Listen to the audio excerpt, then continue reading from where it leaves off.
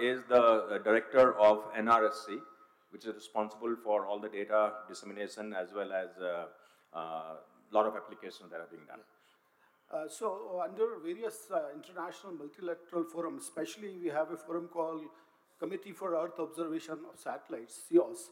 So we are talking about building virtual constellations. You can separately launch satellites, but as Somnath sir has told, we can basically aggregate this data in a combined manner by creating virtual constellations. And most of the countries which are operating these satellites are sitting in this room, essentially coming from G20 countries. So maybe through this forum, for various thematic satellites, we can think of building virtual constellations.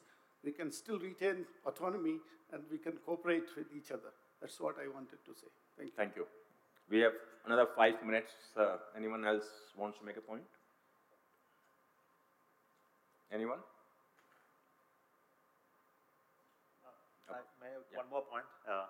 See, all of us know about the GPS, the position, navigation, timing networks, and everybody is building new of them. And if I read, I find there are newer networks coming in place. I think the time is same for each one of us everywhere, depending on where the sun is. So there is absolutely no need of having constellations of this nature coming up all across the globe. Here again, it actually increases the number of satellites that need to be launched. India has a regional network of satellites, which we call it NAVIC. And it is possible to share this information and data across other nations, provided that we are able to expand it a little bit. And similarly, that other nations also should put forth the possibilities of co-working. I think there are forums where we do co-working on PNT services between different constellations. I think this area is also something that we need to strengthen so that we don't put more and more constellations of PNT services by different nations. I think there is no need really. It actually, we need to bring it to some regulatory environment that you will supply the required services at the required accuracy.